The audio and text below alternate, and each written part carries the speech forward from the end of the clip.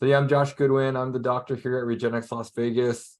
I'll be the one taking you guys through the webinar, which we'll be discussing regenerative interventional orthopedics, an alternative to orthopedic surgery.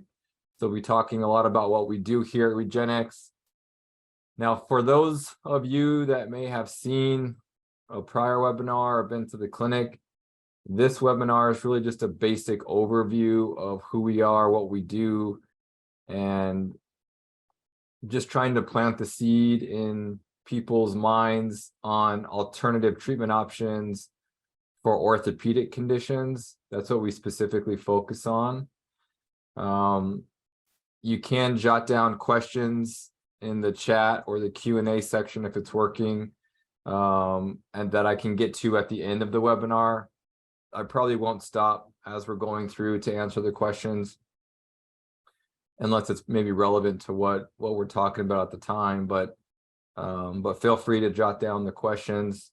And really, as I said, this is more of a general overview of what we do at Regenexx, and just trying to educate people on alternative solutions for orthopedic conditions using regenerative type therapies that include PRP and bone marrow concentrate, which contains stem cells, and other types of injection-based procedures.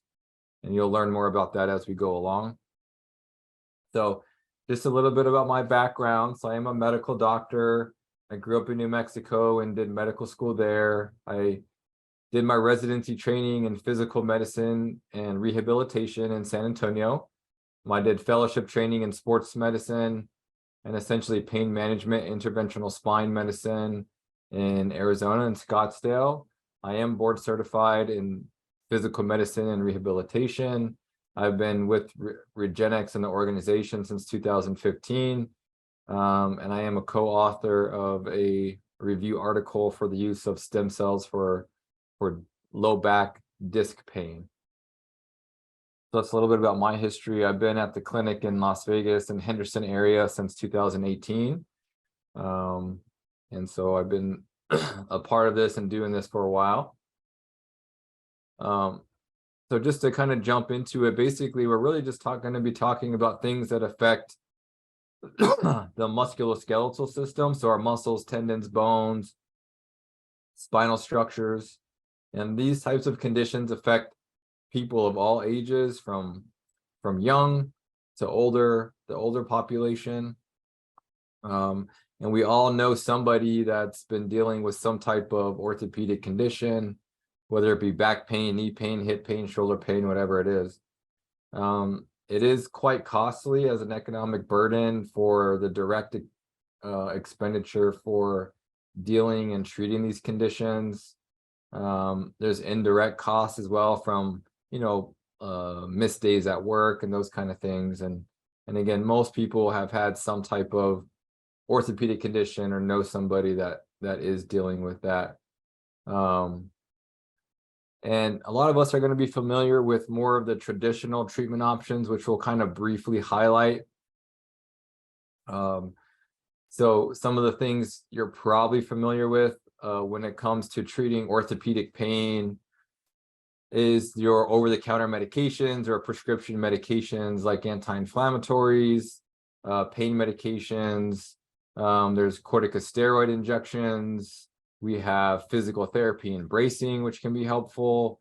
We also have surgical type interventions, which our goal is to hopefully fit in between a lot of these things to help prevent the need for surgery.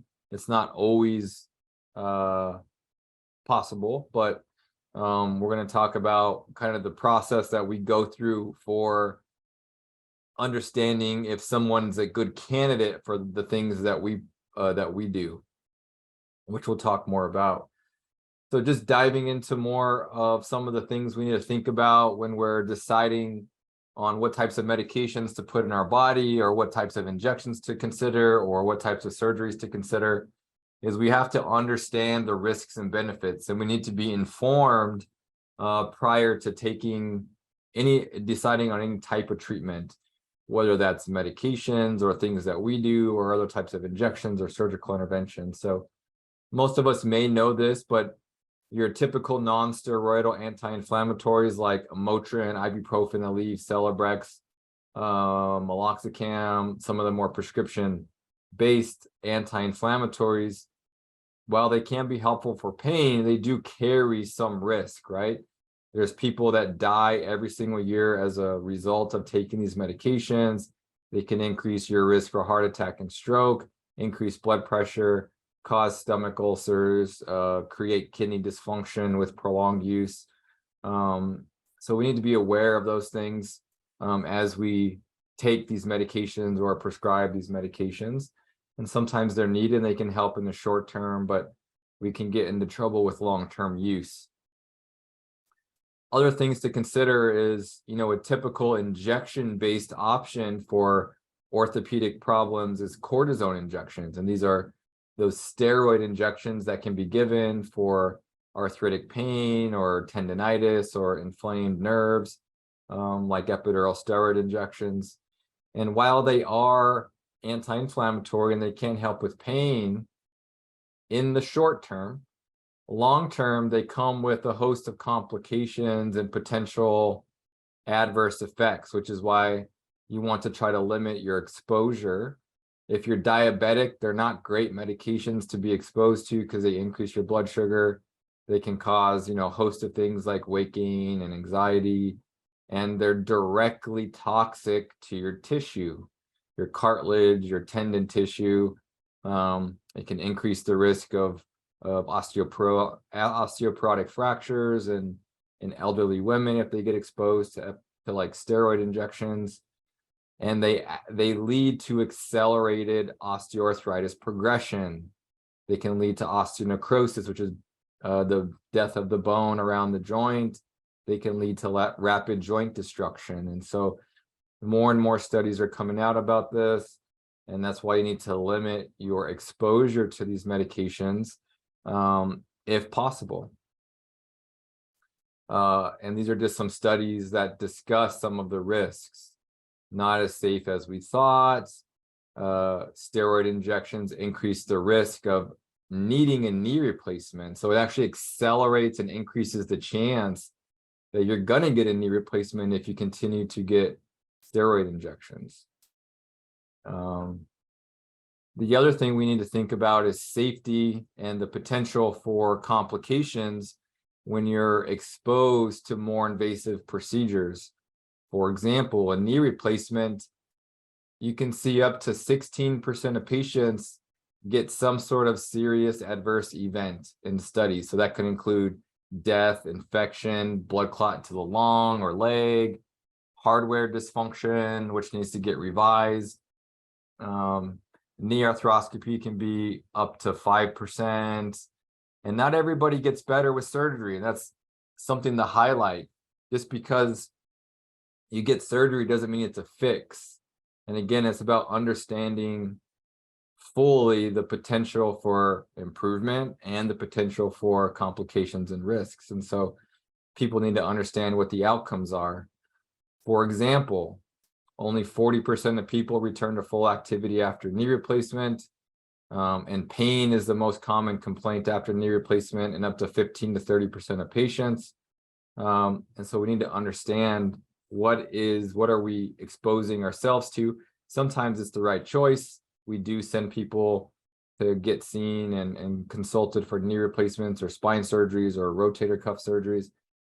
But you need to understand what your options are so you make the best decision. In comparison to that, we did do a safety paper on some of the injection procedures we're going to talk about that we provide. 10-year-long, 2,300 patients with an adverse event rate of 0.17. So compare that to 16% for knee replacements, up to 5% for knee arthroscopy. Extremely safer because it's less invasive. So you're going to have less potential for complications. Now, obviously, we have to decide, is it going to be a positive thing? So you have to weigh the risks and benefits, but it's always important to understand what the potential for complications is. And so anything that's less invasive is going to be less risky for the most part. And so who is Regenexx? So we are a large physician-based organization throughout the United States and some international clinics. It's been around since 2005 and has grown steadily since then. We have close to 70 clinics. And again, we have some mostly throughout the US and some international clinics. The clinic here in Henderson, Nevada is the only one locally. I think we do have one up in Reno now. And essentially our whole philosophy is trying to advance medicine with the use of a field of medicine called interventional orthopedics. And that means using minimally invasive needle-based procedures, cells that can help improve healing and reduce the risk of surgical intervention. And so since 2005, our process has always been starting in the lab and doing clinical research. Then we treat patients and we track patients in our registry. We're going to see that we're tracking about 60,000 patients right now. So if you went to your local orthopedic doctor and said, oh, are you tracking your outcomes of your surgical patients? 99% of them will say no. So they don't even really truly know what their overall outcomes are.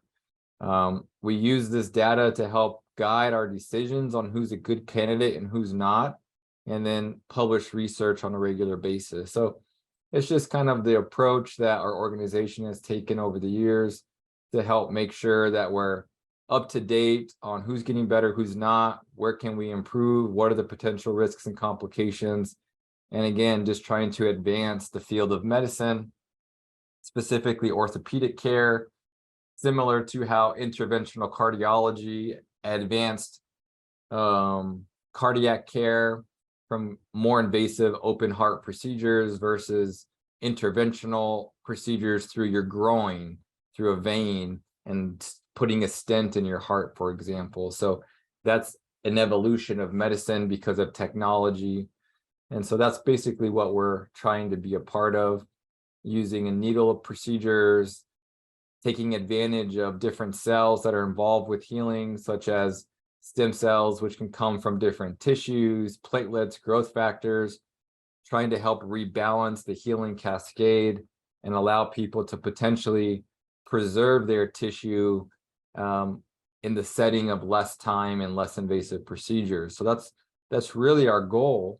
And we're really taking advantage of cells that can be isolated from your own body.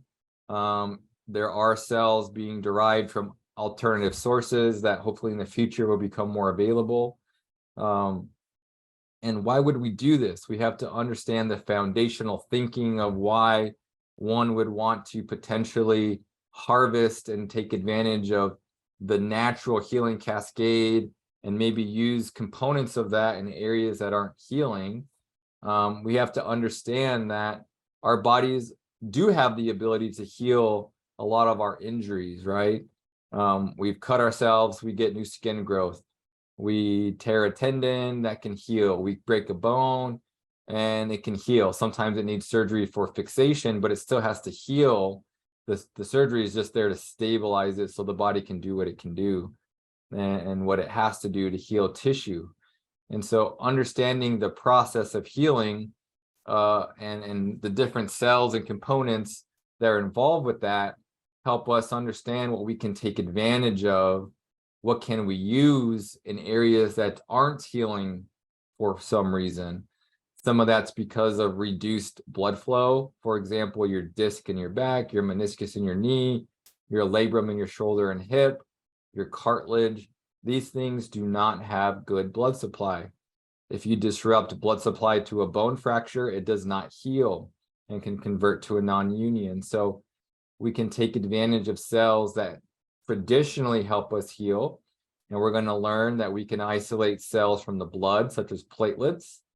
We can isolate growth factors from the blood that are involved with maintaining a more healing environment and reducing inflammation. We can extract different types of mesenchymal stem cells from bone marrow or other parts of the body that are involved with maintaining our orthopedic tissue like muscle, bone, cartilage, and take advantage of those properties as well. So if we look a little closer to some of the cells that can be utilized, a specific one in the blood is called platelets. These have many functions. They do help with clotting. They also are activators of healing, and they contain a lot of different growth factors. And these are the signals for healing. So these are what get released in the setting of injury. And they're involved with cell growth, blood vessel, collagen production, tissue repair, growth of new cells. And so you can take advantage of these properties, these growth factors. There's other proteins in the plasma that are helpful that we'll talk about. But we tend to use this. This is called PRP, platelet-rich plasma, when you're isolating these cells and using them and concentrating them for orthopedic conditions. We tend to use these products for mild to moderate arthritis, tendonitis, bursitis, and small tears in tissue, because there is a limitation with what we've seen actually benefit from these types of treatments. So you got to kind of fit within the categories of structural abnormality in order to be able to actually derive benefit. And we'll talk a little bit more about not all of these procedures are created equal. So there's things that kind of enhance people's effect or potential for improvement. So other things we use are those little proteins in the blood called A2M. This is a big protein that binds up little proteases that eat away at your cartilage. So in arthritic joints, you kind of build up these chemicals that are more destructive.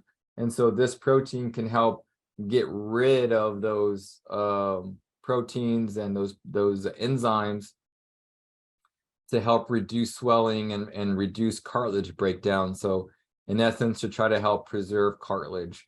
And so that's sometimes what people need, is just to reset the chemical environment within their joints so it's more conducive for healing as opposed to destruction, which can happen for many different reasons. Now, as I mentioned, stem cells we can find throughout the body, very specific cell called mesenchymal stem cells. We tend to isolate these from your bone marrow. That's called bone marrow concentrate, when it's isolated and concentrated to increase the concentration of these cells within that solution. Now, when you check these cells in the lab, mesenchymal stem cells, they can self-renew. So even when you extract them, they can repopulate themselves, and they can have the potential to enhance or become integrated into these different types of tissues, cartilage, bone, muscle, so orthopedic type conditions. And they work by helping maintain and give signaling for tissue repair and maintenance of tissue. And we tend to use these types of procedures for more severe conditions, larger tears, small patches of bone on bone, soft tissue injuries that maybe didn't get good improvement, bony injuries that maybe aren't healing from stress fractures or those kind of things. And that can be beneficial for those, like kind of that set of orthopedic conditions. And that's probably what a lot of people hear about. I always like to highlight that there is research. We'll need to update this post because it is a couple years old. But this is just a good example of kind of the growth of the different research for orthopedic stem cells out there going back to the late 90s.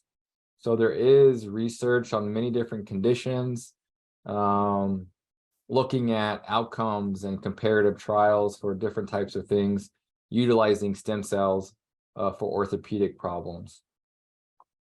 This is specifically looking at the different number of studies for bone marrow derived stem cells for orthopedic problems, which is mainly what we focus on if we happen to use those cells.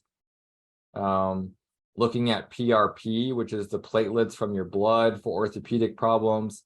All of the circles are different studies on different parts of the body compared to some of the other more traditional treatment options, showing that PRP is very successful compared to other options, and superior to most of them in most of the studies. So sometimes we'll hear that there's not much data out there, and it's just that people haven't looked. Now, there's some better data for different parts of the body, but there's definitely many studies. Again, this is one for knee arthritis, PRP and bone marrow, a host of studies looking at outcomes.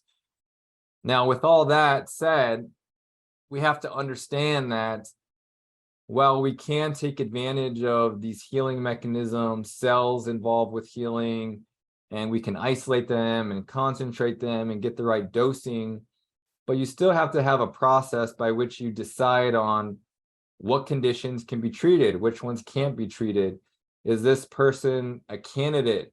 Do they have other things that may affect the overall success, medications, other medical problems that may actually interfere with the outcome? And so these are medical procedures, and as such should be taken seriously, should be evaluated by a medical physician, and understand the full scope of what's possible, what's not possible. And so I kind of say that we have kind of the 3 Ps for success. We have our prediction process. We have our processing and how you isolate the cells, and then how do you deliver them to the right area so that you're actually treating the right spot to give people the best chance for improvement. And so, as I mentioned, everything we do here is orthopedic based. So we're treating, the neck and back for bulging discs, herniated discs, spine arthritis, irritated nerves, sciatica, shoulder arthritis and labral and rotator cuff issues, elbow arthritis and tendon issues and stability, hand and wrist arthritis, carpal tunnel, hip arthritis, labral tears, tendons like gluteal tendon problems, trochanteric bursitis, knee arthritis, meniscal tears, ACL tears, quadricep and patellar tendon problems, sprains of the knee, ankle foot arthritis, plantar fasciitis, tendonitis, Achilles problems. So the host of orthopedic problems. We've treated some TMJ, so the jaw joint sometimes can get arthritic change as well. And there's some studies on PRP, the platelets being helpful for that. Now, it depends on the severity, but can be helpful. And so if we look more into our process, what I do specifically to help us predict and to understand what the potential options are, is we have to have a process. We have an evaluation. Luckily, Regenexx tracks patient outcomes. Like I said, we're tracking 60,000 patients. And you have to understand the research that we publish and the other people publish. And so our new patient consultation is very important. It's typically an hour long, sometimes a little shorter, sometimes a little longer. We review all the medical history, imaging, we review imaging, we go over it, we explain what's going on. And this is how we really have a discussion on what the options are, whether it's one of the Regenexx regenerative procedures, whether it's medications, physical therapy, or surgical consultation. We have that discussion. We always go over imaging. And if we don't have imaging, we can order it so we can review what's going on. We always have to perform a physical exam so we understand physically, functionally what's going on, to better understand what the orthopedic condition is and what's maybe affecting other parts of the body. You can have spine issues that produce pain in the hip or knee, and then you treat the knee or hip and it's not really coming from there. So you have to really understand the underlying source of the problem.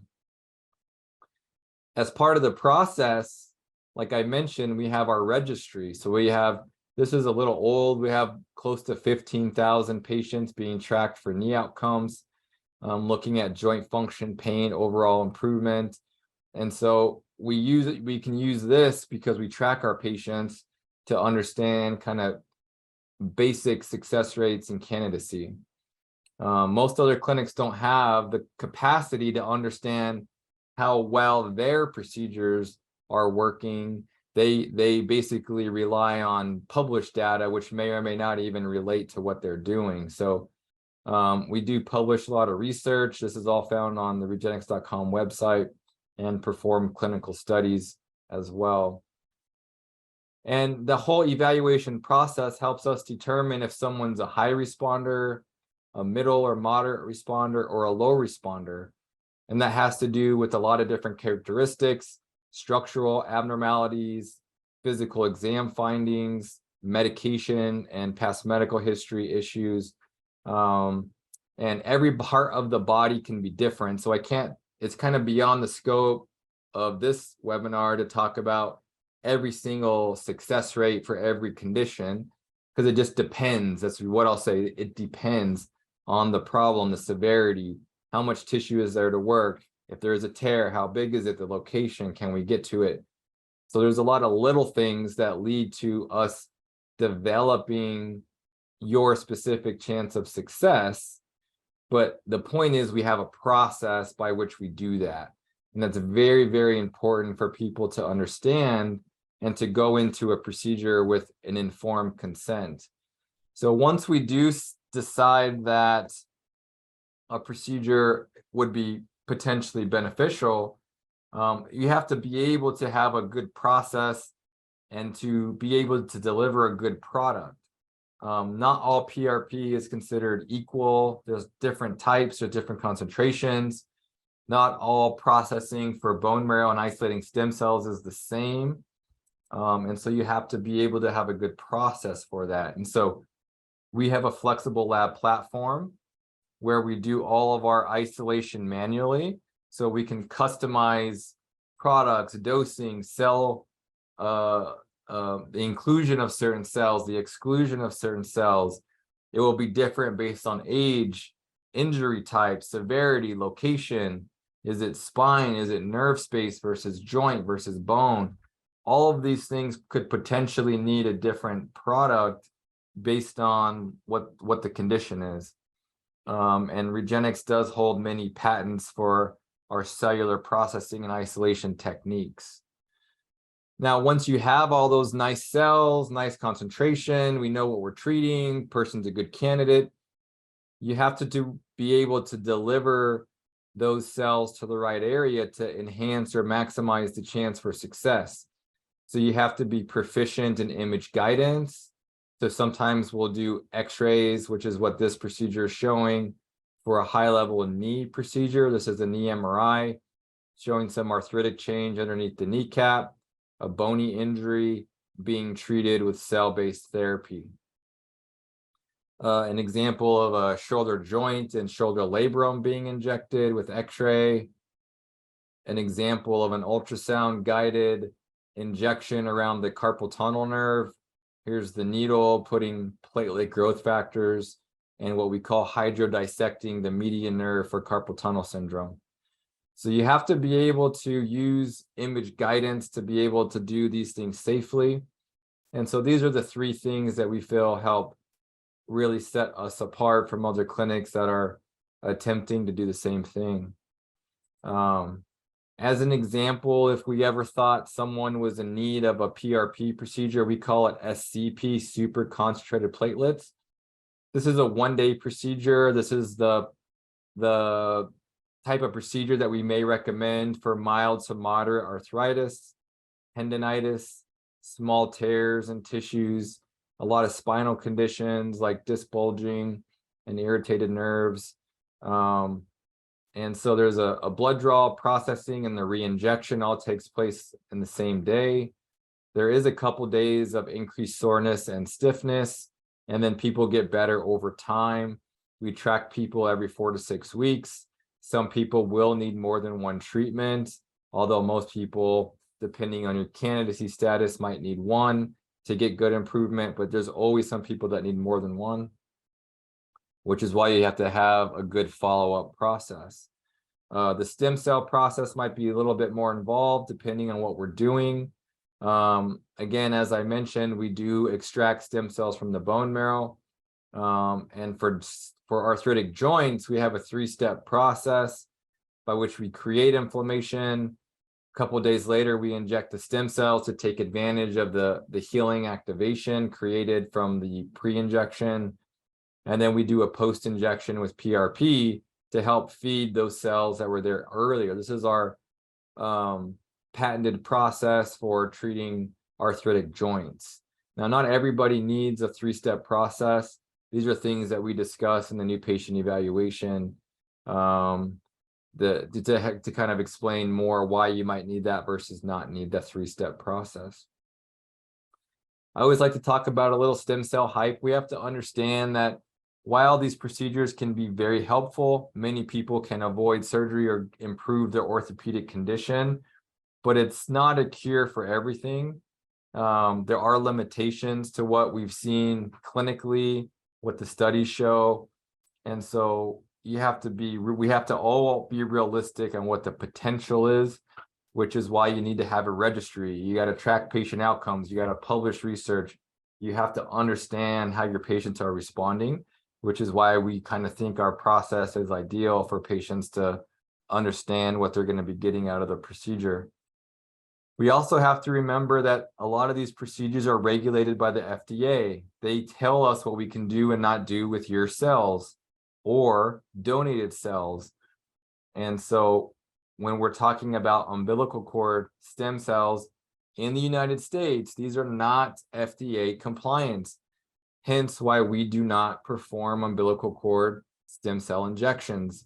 They are basically illegal under the FDA guidelines, and there's really limited studies on their utility, at least the ones found in the United States. Most of the cells, umbilical cord products in the US, we have tested and compared them versus cell growth rates from bone marrow. Every single umbilical cord product we tested yielded 0 stem cells. They all died in the process of trying to grow them because they were unhealthy and pretty much dying when we got the vials. So we're really not utilizing those cells now. Now that is different than what can be done outside the United States. People ask us about other clinics like Panama or Colombia or other clinics around the world that aren't regulated from the FDA, that can do specific things to expand and purify the stem cells from those products. But those are not available in the United States. There have been recalls from contaminated umbilical cord products that infected many people and hospitalized them. There is some growing data, but there's still limited data on human outcomes from umbilical cord studies, but there is growing data. It at least shows some benefit. Now, it's maybe not as much as we would hope. For the spinal disc study, no changes on MRI. This is with umbilical cord stem cells.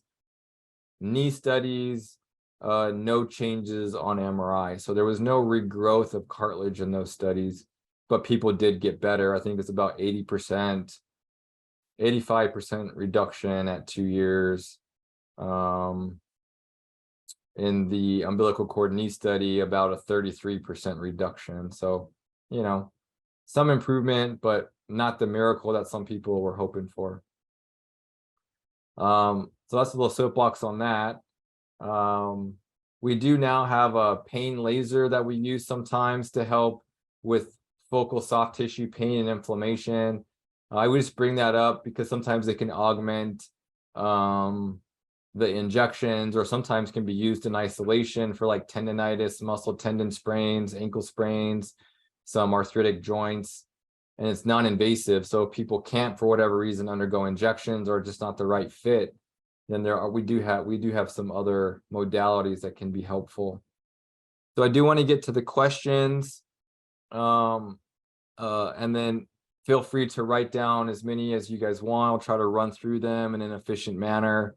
Make sure you guys feel that educated on that, and then I'll put up I'll put it up now, kind of the contact information if one wanted to get in to send in their imaging for review or to get in for new patient consultation. You can contact Lauren and she can get you set up or get you at least more information. She's at our call education center. It just gets you guys a little bit more information or get you in contact with myself or whatever. So there's a question: what has been your work experience with stem cell therapy, specifically for a torn ACL and torn meniscus, and the results? So a lot of that depends on the type of tear. For ACLs, we have published multiple studies on treating partial to complete full thickness ACL tears with minimal gapping. And we've developed an ACL MRI tool to help us gauge a specific person's success rate. So it depends on the type of tear and the gap of the tear. There are some measurements we take from the MRI, from the sagittal view, that measures the offset of the bone, the gapping of the tear, and what the ACL looks like.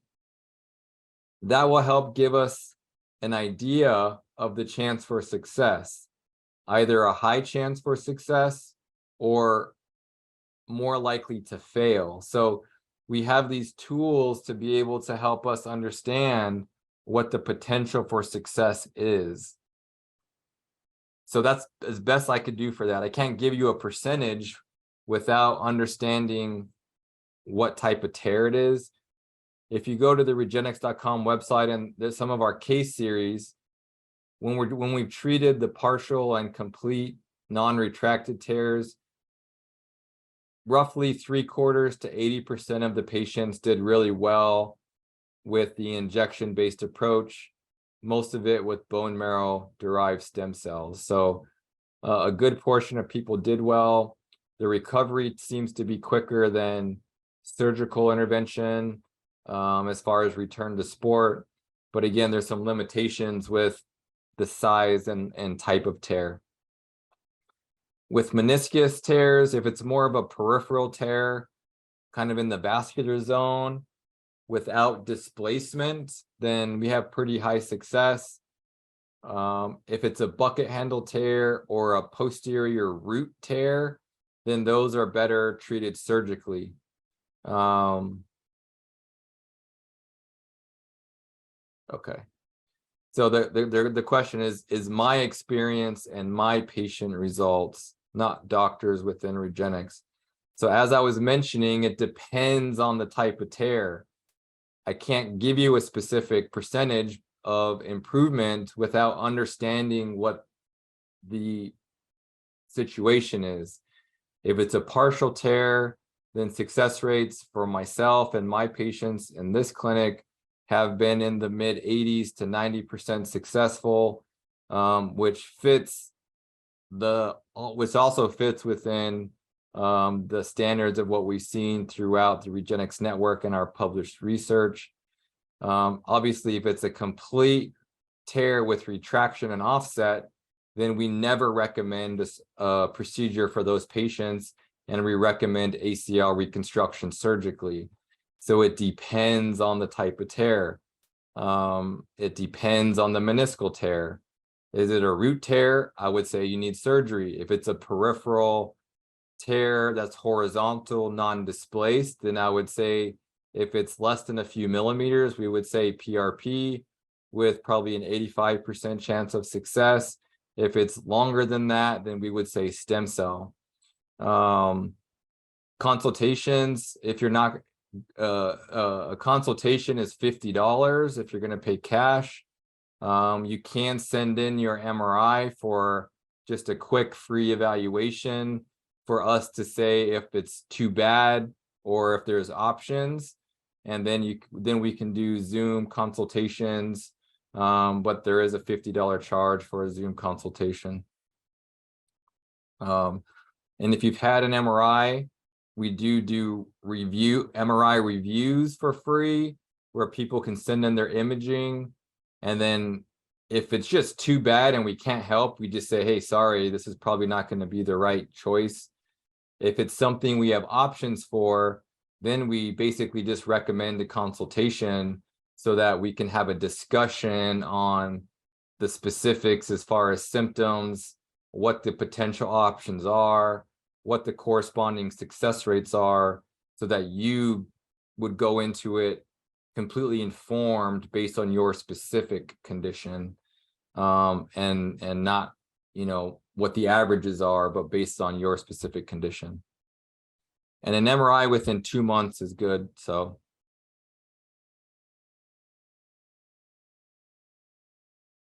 So you've interviewed 3 other stem cell MDs, and they all recommend using umbilical cord stem cells.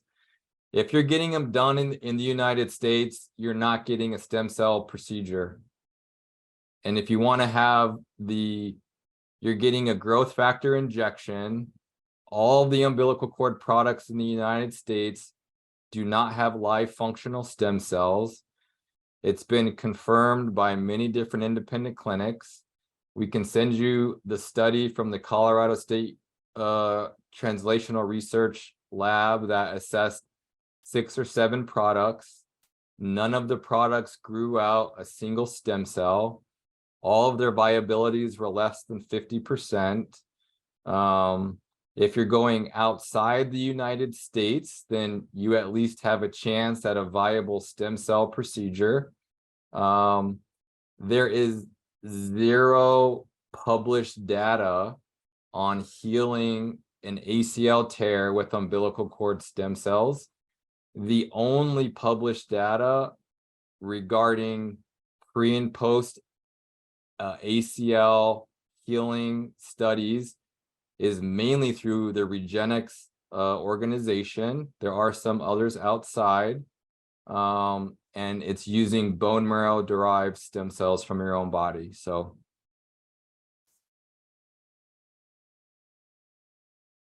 if you want to ask them to show you the data on why they would recommend umbilical cord stem cells, when 1, they're against FDA regulation, and you can go on the FDA.gov website that shows the 100 plus cease and desist and warning letters to umbilical cord manufacturers.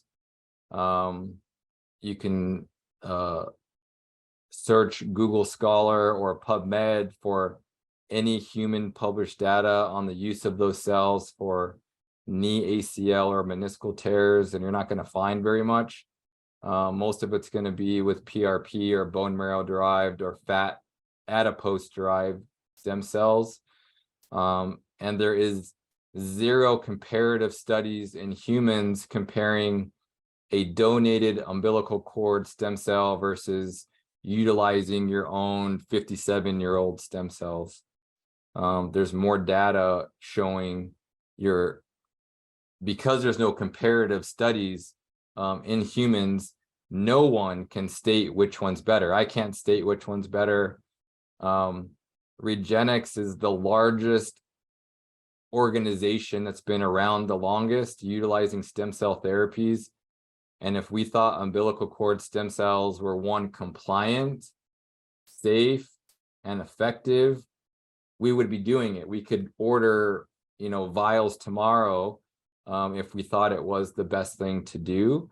But because if I started doing that, I could lose my license, the clinic could get shut down, and we have no clue what we're injecting because the vials and the lack of regulation. We haven't seen the benefit of utilizing those products at this point in time, and that may change in the future.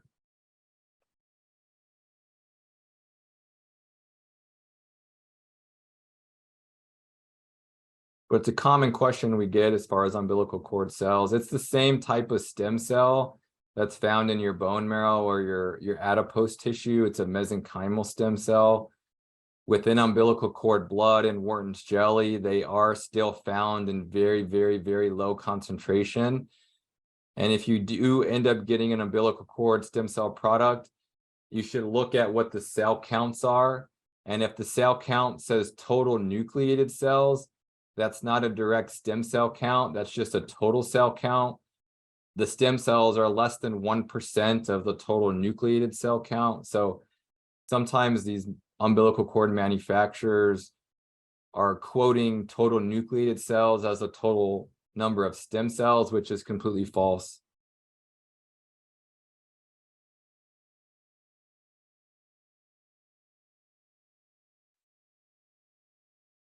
So if people have questions, they can always reach out to Lauren.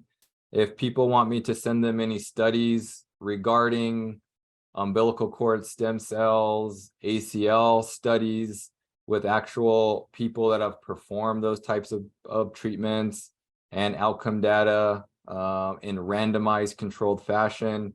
We just published a bone marrow concentrate study for ACL tears with the use of bone marrow derived stem cells compared to physical therapy with 2-year follow-up with MRI pre and post. Then you can let me know and I can try to get you those references sent out via email. Just contact Lauren and she can get a hold of me and I can send that information to you guys as well.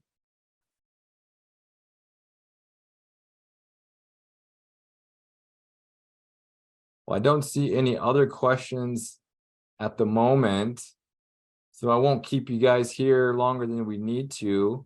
I appreciate the time. If there's more questions, reach out to Lauren or can get a hold of our clinic directly. Again, we can look at people's MRIs and give people a good sense on if it's worthwhile undergoing a full consultation once we get a chance to kind of look at the specifics. So it really gets down to understanding what the structural problem is so that we can best guide people on all of the different options so people can make the best decision for themselves. So I appreciate your time. Get a hold of us if there's more questions, and enjoy your guys' evening. Thank you so much.